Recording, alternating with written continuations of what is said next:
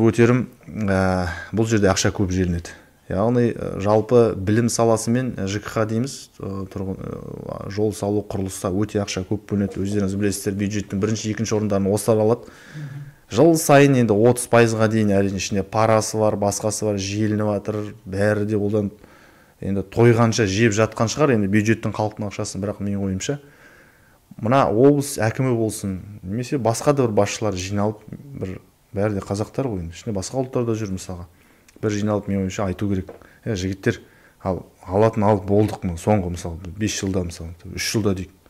24-тен бастап жолды мысалға ең осы жолды дұрыстап жасайық. Мектеппен жолды жемейік.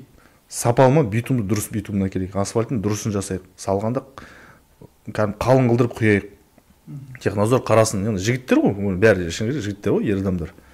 Бұрынғының бір былай айтқанда бас қосулар сияқты. Ең болмаса мына киноларда көрсетеді, мафияларда қалай кездесіп бір-біріне тапсырма беріп, әкімдермен бәрі отырып бір шешеді ол. Бұлдай жағдайды мен ойымша шешуге болады, айтылуға болады. Алатын алып байытын болдық, қойып. Бір 24-ті көрейікші, эксперимент қылдырып. Ол 24-те ешкім ақша жемейміз, бәрін дұрыс жасаймыз. Bir дұрыстап жасап алайық. 24, 25 мысалға. Сосын көре жатармыз деген сияқты. Жоқ, бізде ол жылдан жылға жалғасуда.